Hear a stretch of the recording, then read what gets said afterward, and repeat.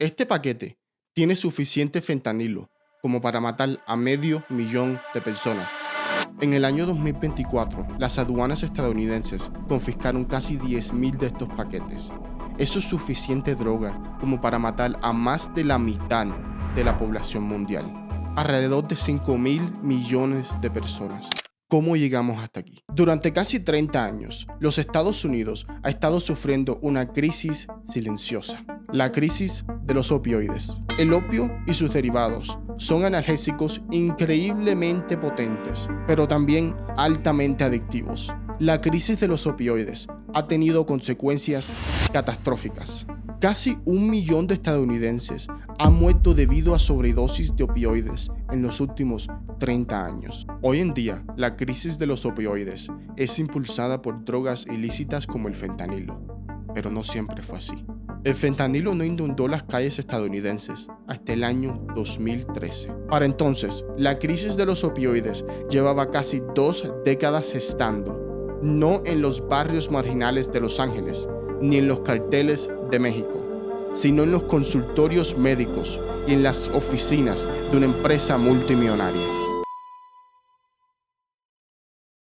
Desde 1996, la Sociedad Americana del Dolor y otras organizaciones civiles comenzaron a promover el alivio del dolor como uno de los trabajos más importantes de un médico. Y para poder hacer su trabajo, los doctores tenían que estar capacitados para recetar drogas poderosas que pudieran aumentar el nivel de vida de sus pacientes. But the fact remains that the main area that we can improve on, and the approach that's available to every doctor with a prescription pad, is just for us to do a better job of prescribing strong pain medications, and I mean opioids. They don't wear out, they go on working. They do not have serious medical side effects, and so these drugs, which I repeat are our best, strongest pain medications, should be used much more than they are for patients in pain. Estas nuevas actitudes hacia el dolor echaron fuertes raíces en la sociedad norteamericana. Mano a mano con estas nuevas actitudes hacia el dolor, nuevas formulaciones de opioides no adictivos entraron en el mercado. Medicinas como Oxycontin, Vicodin y Percocet ponían el poder de alivio de los opioides en una tableta no adictiva. Las compañías farmacéuticas afirmaban que estos nuevos medicamentos tenían una tecnología de liberación prolongada que reducía el riesgo de adicción a menos de 1%.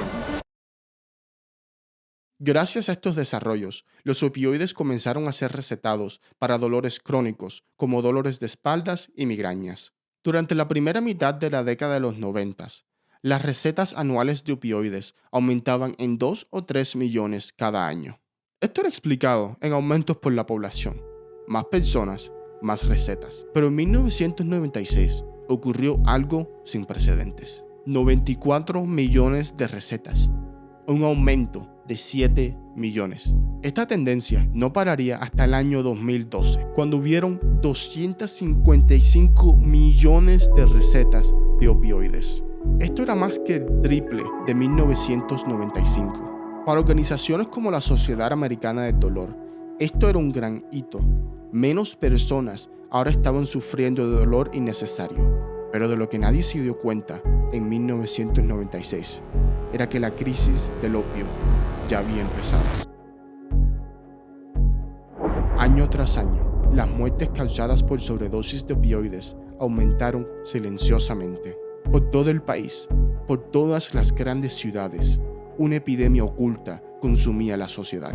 Tardaría una década antes de que el Departamento de Justicia de los Estados Unidos se diera cuenta de la crisis silenciosa. Cuando los investigadores del Departamento de Justicia analizaron los registros de las morgues, vieron un patrón. Gran parte de los fallecidos tenían la misma causa de muerte: sobredosis de Oxycontin. Esto no debería estar ocurriendo. La Oxycontin no era adictiva. Lo decía en la etiqueta de seguridad de todas las botellas recetadas. La fórmula de liberación prolongada utilizada por Oxycontin puede reducir el riesgo de adicción. Pero esas palabras no tenían ninguna importancia frente al peso de la verdad. En las morgues de todo el país habían miles de personas que habían muerto cuando machucaron la droga y se le inyectaron en las venas. Gran parte de esos fallecidos habían conseguido la droga en un mercado negro, donde una botella de OxyContin rondaba los $1,000. ¿Sabes cuánto costaba la misma botella en una farmacia? $58. No había otra conclusión. La OxyContin era sumamente adictiva. Entonces, ¿por qué es que decía la etiqueta bajo riesgo de adicción? Por ahora, esta pregunta era incontestable. Así que los investigadores se dirigieron a los centros de distribución de OxyContin, las clínicas de América. Al visitar las clínicas, pronto se dieron cuenta de algo. Cuando un doctor recetaba OxyContin y el paciente mostraba resistencia al tomar la medicina por la reputación adictiva de los opioides, el paciente se sentaba frente a un televisor y se le enseñaba una película. La película hablaba de una nueva droga milagrosa, una solución permanente al dolor crónico, un opioide con un riesgo de adicción de menos de 1%. There's another serious misconception, and that's about the medicines that we use for pain. There's no question that our best, strongest pain medicines are the opioids, but these are the same drugs that have a reputation for causing addiction and other terrible things. Now, in fact, the rate of addiction amongst pain patients who are treated by doctors is much less than 1%. La película era una colección de testimonios de personas que por años habían sufrido debido a dolores crónicos y ahora, gracias a OxyContin, podían vivir una vida normal. Todos los pacientes salían de estas funciones con una botella de OxyContin en la mano y una profunda convicción de que ya no sufrirían dolores crónicos, de que su vida ya sería normal. Las películas habían sido distribuidas a los doctores por representantes de ventas de Purdue Pharma, la compañía que fabricaba el OxyContin. La película solo era una pieza en un plan maestro implementado por Purdue Pharma para vender más OxyContin. La mente maestra detrás de este plan era Richard Sackler, el dueño de Purdue Pharma. Richard Sackler y otros dentro de la industria farmacéutica habían manipulado la situación desde el comienzo. ¿Recuerdas la Sociedad Americana del Dolor? La que comenzó a promover el alivio del dolor como el trabajo esencial de un doctor, la que luchó para que los opioides fueran más aceptados y recetados en la comunidad médica. Ellos recibían financiación de muchas empresas farmacéuticas, entre ellas Purdue Pharma. Pero el apoyo de la Sociedad Americana del Dolor era insignificante.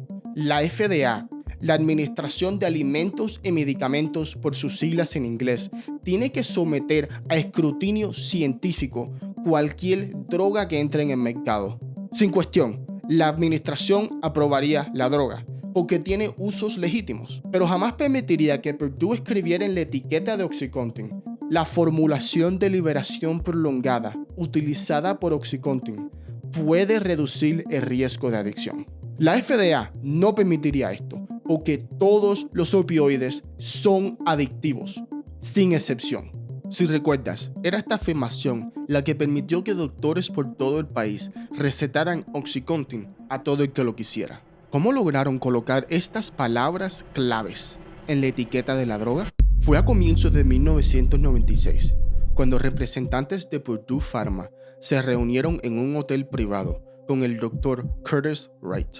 El Dr. Wright era el funcionario de la FDA encargado de evaluar la seguridad de nuevos medicamentos. En esta reunión que duró varios días, los representantes de Purdue le redactaron al Dr. Wright las palabras que irían en la etiqueta de OxyContin. La formulación de liberación prolongada utilizada por OxyContin puede reducir el riesgo de adicción.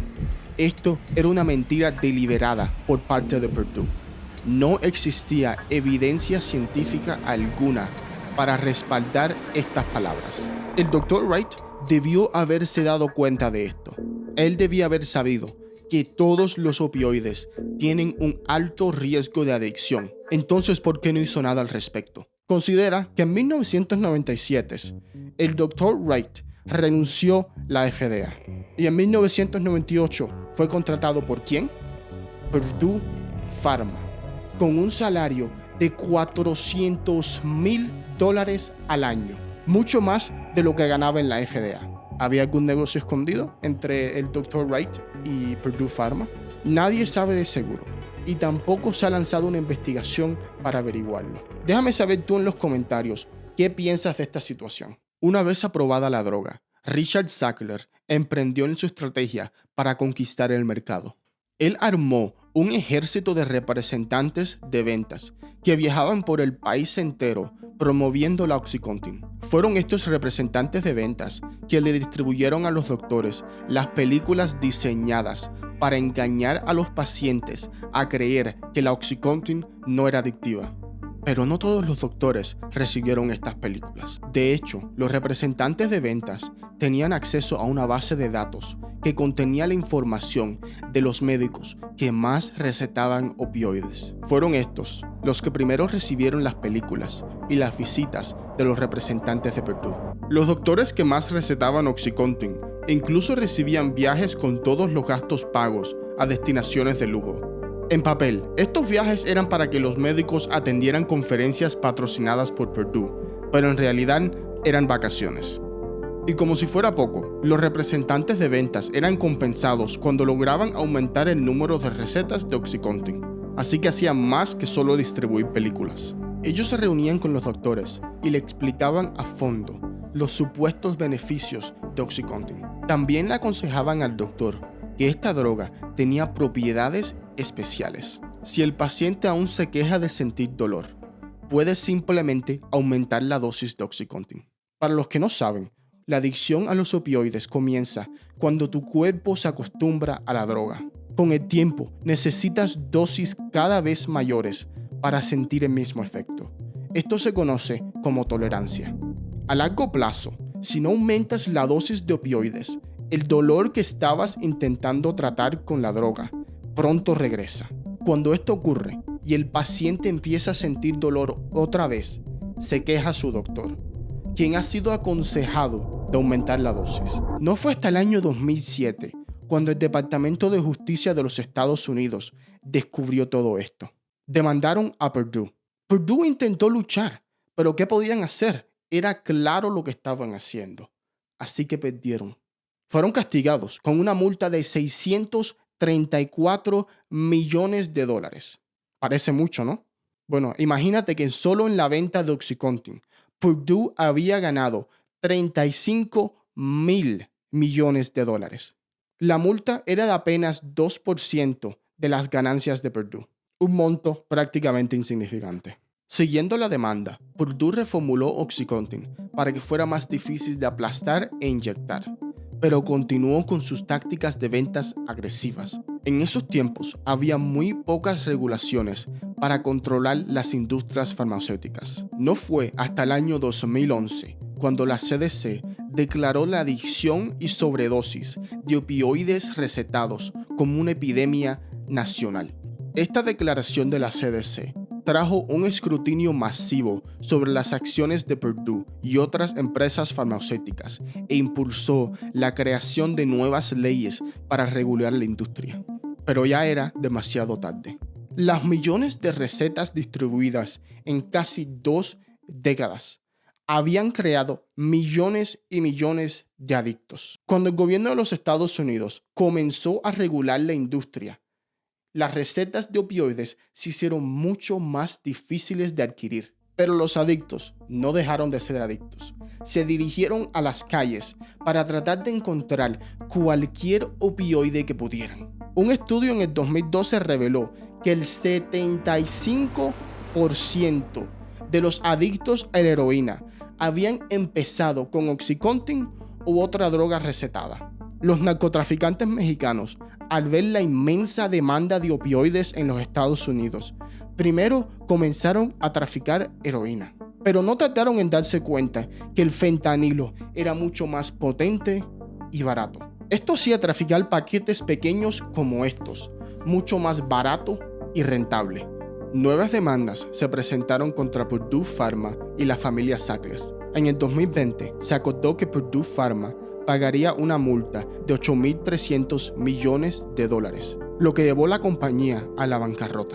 A cambio, la familia Sackler, responsabilizada por dirigir la campaña de comercialización agresiva de OxyContin, pagaría una multa de $6.500 millones sobre varios años. El dinero de las multas se utilizará para tratar de remediar la crisis del opio en los Estados Unidos. A pesar del gran tamaño de la multa, la familia Sackler seguirá siendo increíblemente rica. El patrimonio de los Sacklers es de aproximadamente $13.000 millones.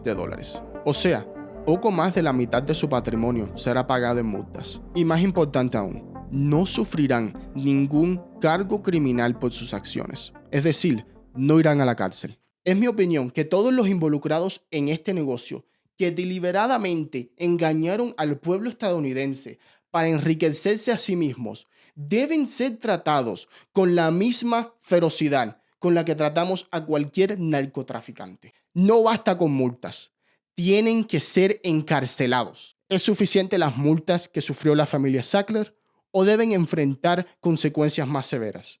Déjame saber en los comentarios.